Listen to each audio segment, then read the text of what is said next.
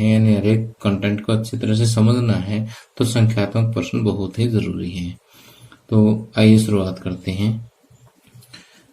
अब यहाँ पर फर्स्ट क्वेश्चन देखिए कि एक प्रयोग के दौरान अंतरिक्ष यान से एक सिग्नल को पृथ्वी तक पहुंचने में 5 मिनट का समय लगता है। पृथ्वी पर स्थित स्टेशन से उस अंतरिक्ष यान की दूरी क्या है? कि देखिए, मान लेते हैं कि ये जो है पृथ्वी पर कोई भी अंतरिक्ष स्टेशन है। कहाँ पर है ये? पृथ्वी पर। और यहाँ पर ये कोई अंतरिक्ष यान है। अब अंतरिक्ष यान से कोई भी सिग्नल जब इस स्टेशन तक पहुंचता है तो उसको 5 मिनट का समय लगता है। कितना समय लगता है? 5 मिनट का समय लगता है। जबकि सिग्नल की चाल जो है वो प्रकाश वाली चाल ही है, जो कि 3 × 10⁸ मीटर प्रति सेकंड है। तो यहाँ पर आपको चाल देती है 3 × 10⁸ मीटर प्रति सेकंड। और इस चाल से सिग्नल जब अंतरिक्ष यान से स्टेशन तक पहुंचेगा तो जो समय लगेगा वो लगेगा 5 मिनट। अब कहता है कि अंतरिक्ष यान की दूरी क्या है। यहां से अंतरिक्ष यान की दूरी अपने ज्ञात करनी है। ठीक, तो हमारे पास एक ही सूत्र है, चाल बराबर दूरी बटे समय। तो दूरी बराबर क्या हो जाएगा? दूरी बराबर चाल गुणा समय। लेकिन अब सूत्र लगाने से पहले आपको इसकी जो मात्रक है, इकाइयां जो है, उसका ध्यान रखना है कि यहाँ मीटर प्रति सेकंड में है, तो यहाँ समय जो है सेकंड में है, लेकिन यहाँ पर जो समय हमें दे रखा है वो मिनट है। तो इस मिनट को आपको सेकंड में बदलना होगा, तभी ये फार्मूला लग सकता है। अगर आपने बिना मात्रक चेंज किए फार्मूला लगा दिया तो सवाल गलत हो जाएगा। 5 मिनट फिर सेकंड बनाएंगे, 60 से गुणा कर लेंगे तो यह हो जाएगा 300 सेकंड। समझ आया? अब देखिए, चाल मीटर प्रति सेकंड में है और समय सेकंड में है, तो अब लग जाएगा सूत्र। ठीक, तो चाल होगी 3 × 10⁸ और समय हो गया 300 सेकंड। तो देखिए कि दूरी जो है वो किस में आ जाएगी? इतनी मीटर में आ जाएगी। ठीक, अब 3 × 3 = 9 × 10⁸, तो ये है 300 का आप लिख सकते हो 3 × 10⁻², यानी 3 × 100। देखिए, 3 × 3 = 9 और ये जो 100 था उसको 10⁻² कर दिया मैंने, तो ये हो जाएगा 9 × 10⁸ और 2 10 मीटर। ठीक, अब अगला क्वेश्चन देखिए, कहता है कि यात्रा शुरू होते समय कार का ओडोमीटर 2000 किलोमीटर प्रदर्शित करता है। ओडोमीटर डिस्टेंस मापता है, दूरी मापता है। तो शुरू में व्हीकल कितनी दूरी दिखाता है? 2000 किलोमीटर। यात्रा समाप्ति पर 2400 किलोमीटर प्रदर्शित करता है। इसका मतलब शुरू में जब ओडोमीटर में, जो ओडोमीटर क्या आपने देखा होगा कि जो अपना बाइक है या कार है उसमें आगे जो है किलोमीटर शो करता है ना, एक घड़ी से टाइप के होते हैं, वो ओडोमीटर ही होता है। तो जब घर से चले तो इसका मतलब 2000 किलोमीटर गाड़ी चली गई। फिर जैसे जहां पर पहुंचे वहां पर देखा कि 2400 किलोमीटर दिखा रहा है, इसका मतलब 400 मीटर गाड़ी चल चुकी है। तो कार चल चुकी है हमारी। कहता है यदि इस यात्रा में 8 घंटे लगते हैं तो कार की औसत चाल किलोमीटर प्रति घंटा में और मीटर प्रति सेकंड में ज्ञात कीजिए। तो यहाँ पर कुल तय दूरी कितनी होगी? 2400 - 2000, यानी 400 किलोमीटर जो है कुल दूरी तय होगी। और कुल समय कितना ले लिया इन्होंने? कुल समय हो गए 8 घंटे। अब औसत चाल का आपको सूत्र पता ही है। औसत चाल का सूत्र क्या है? कुल तय दूरी बटे कुल समय। अब किलोमीटर प्रति घंटा में ज्ञात करना, तो देखिए दूरी किलोमीटर में है, समय घंटे में है, कोई चक्कर ही नहीं है। 400/8 सीधा रख दिया हमने। ठीक, अब 8×5 = 40, ठीक, 50, तो 50 किलोमीटर प्रति घंटा, 50 किलोमीटर प्रति घंटा जो है इसकी औसत चाल आ गई। अब ये कहता है कि इसको मीटर प्रति सेकंड में बदलें।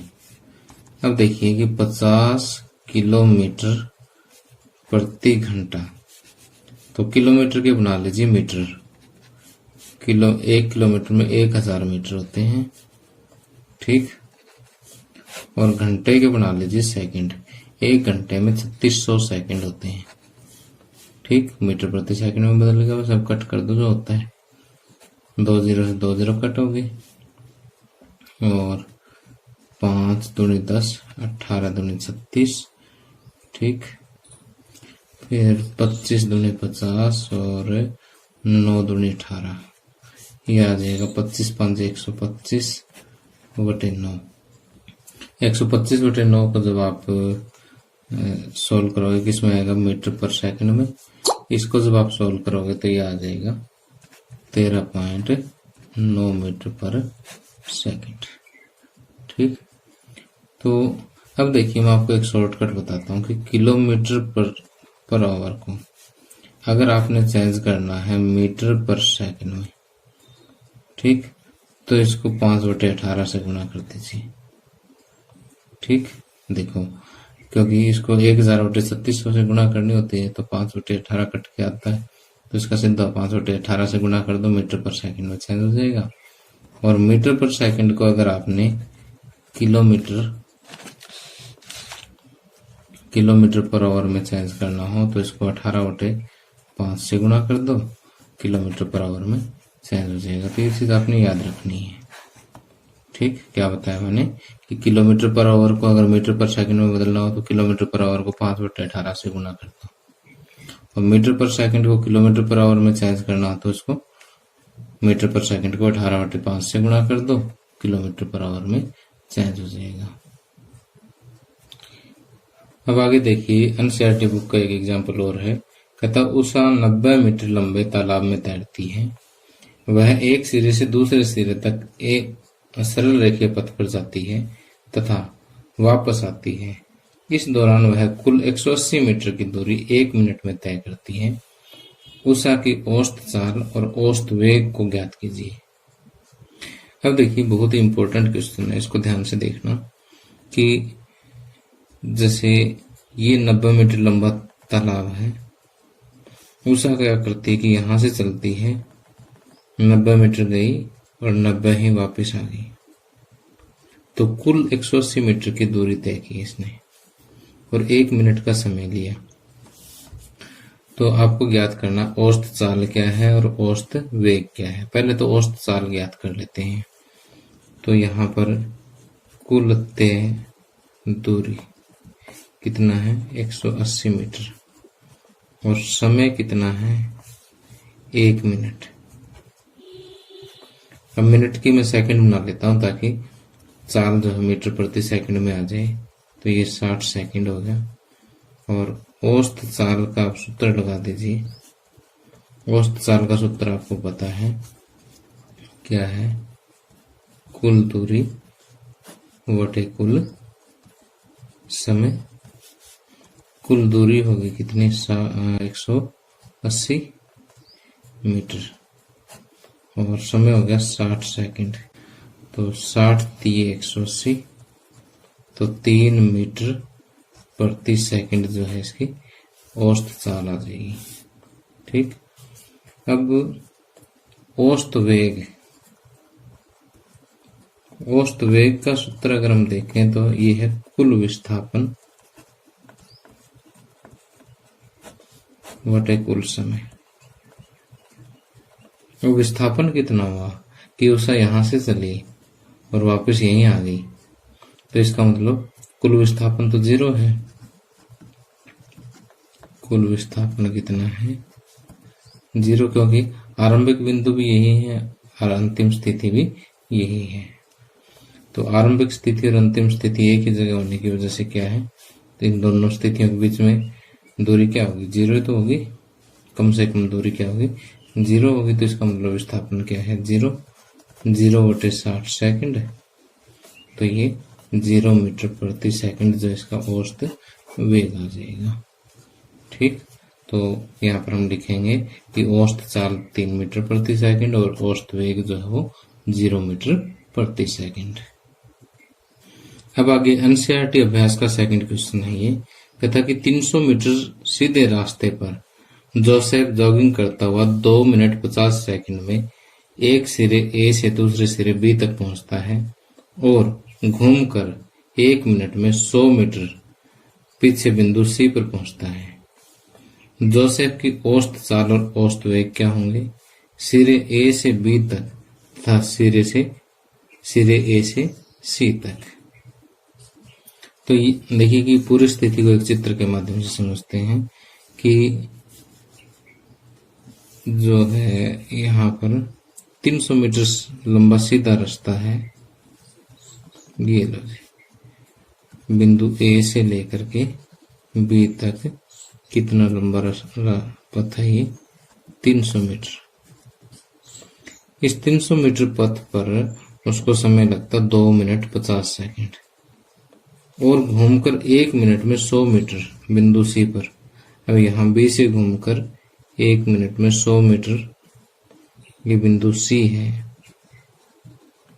यहाँ पर आ जाता है। अब जोसेफ की औसत चाल और औसत वेग क्या होंगे सिरे ए से बी तक। पहले तो इसका फर्स्ट पार्ट ही कर लेते हैं। पहले तो ए से बी तक याद करना आपको औसत चाल और औसत वेग, ठीक, और फिर ओ से ए से सी तक। तो पहले तो हम बात करते हैं ए से बी तक कुल दूरी जो है 300 मीटर और कुल समय लग गया कितना, 2 मिनट 50 सेकंड। 2 मिनट 50 सेकंड यानी 2 गुणा 60 प्लस 50 इतने सेकंड। 60 दूनी 120 और 50 170 सेकंड का समय लगा है। तो औसत चाल जो है वो कुल दूरी बटे कुल समय। कुल दूरी होगी 300 मीटर और समय हो गया 170 सेकंड। तो ये आ जाएगा 30/17, 0 से 0 कट हो जाएगी, इतने मीटर पर सेकंड। अब देखिए यहाँ स्टेटमेंट में थोड़ा सा मिसप्रिंट है, 2 मिनट 30 सेकंड है ये। अगर इसको 30 सेकंड हम करें तो 60 दूनी 120 प्लस 30 150 आ जाएगा ये, ठीक। तो 15 दूनी 30, 2 मीटर पर सेकंड का समय, 2 मीटर पर सेकंड जो इसकी औसत चाल होगी। और औसत वेग भी आपको ज्ञात करना है। औसत वेग का सूत्र है कुल विस्थापन बटे कुल समय। अब देखिए कि ए से बी तक, क्योंकि दूरी बिल्कुल सीधी है, ये सीधी है तो इसका मतलब जो दूरी है वही क्या होगा, विस्थापन होगा। तो यहाँ पर कुल विस्थापन भी कितना है, 300 मीटर है, क्योंकि बिल्कुल स्ट्रेट लाइन पाथ है ये। तो सेम टू सेम वही 300 मीटर बटे 150 सेकंड कुल विस्थापन बटे कुल समय, और ये 2 पे कट हो जाएगा। 2 मीटर प्रति सेकंड जो है इसका औसत वेग आ जाएगा। अब हम बात करते हैं इसके बी पार्ट की, ए से सी तक के लिए।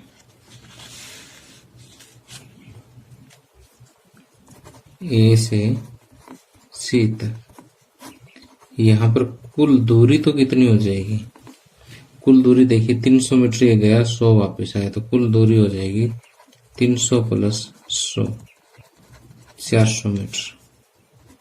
और कुल समय जो है 150 सेकंड तो सीधा चला गया।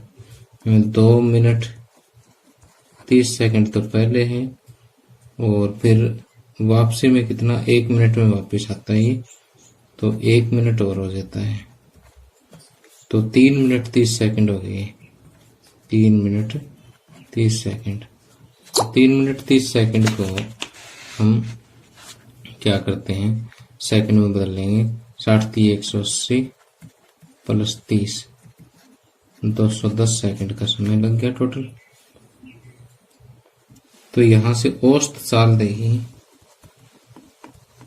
औसत साल सूत्र वही लिखना ऊपर वाला ही, कुल दूरी बटे कुल समय आप लिख लेना इसको। कुल दूरी 400 और कुल समय 210 सेकंड, 400 मीटर। 0 से 0 कट हो गया, 40 बटे 21। जब 40 को आप 21 से भाग दोगे तो ये आएगा 1.90 मीटर प्रति सेकंड। साल तो ये हो गई। ठीक, अब बात करते हैं औसत वेग की। अब औसत वेग देखिए, औसत वेग कुल विस्थापन है ए से सी तक, सिर्फ देखो 300 तो ये 100 वापस आ गया, तो इसका मतलब विस्थापन 200 मीटर ही हुआ। ठीक, ए से सी तक विस्थापन कितना हुआ, 200 मीटर, और समय कितना लग गया, 210 सेकंड। 0 से 0 कट, 20 को जब आप 21 से डिवाइड करोगे तो ये आएगा 0.952 मीटर पर सेकंड। ठीक, तो इस तरह से आप इसको आसानी से सोल्व कर सकते हैं। तो आपने ध्यान रखना है कि औसत चाल और औसत वेग में, औसत चाल में आपने क्या करना, दूरी लेनी कुल जितना हम चले हैं, कि 300 गए 100 आ गए, टोटल 400 लेना है। विस्थापन में आपने ए से सी तक की कम से कम दूरी लेनी है। ठीक, वो है सिर्फ 200 मीटर।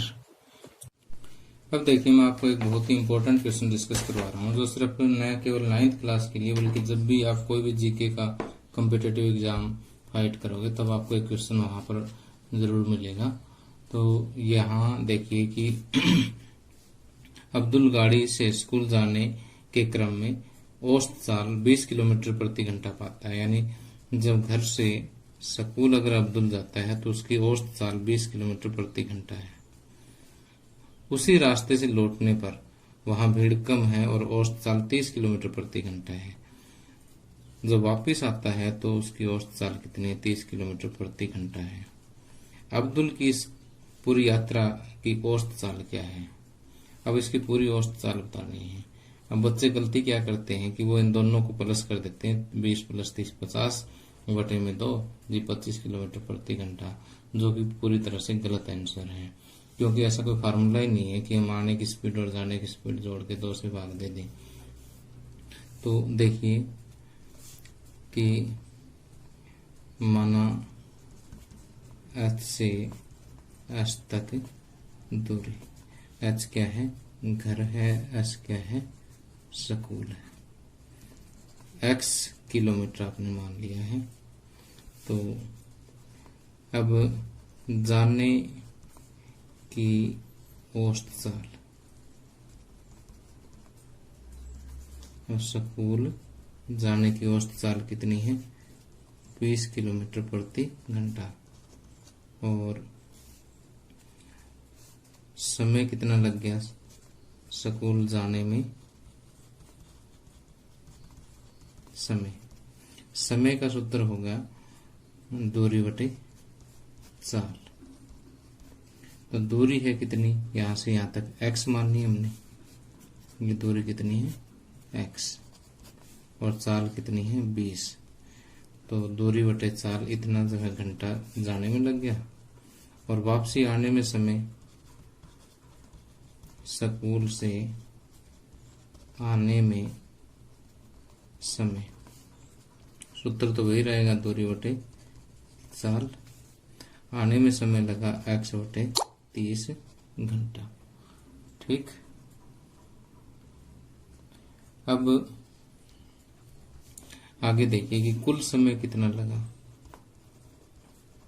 कुल समय लग गया x बटे 20 प्लस x बटे 30, एलसीएम कितना आ गया इसका 60, 20 30 60, 3x 30 दूनी 60, 5x बटे 60, इतना घंटा कुल समय लग गया।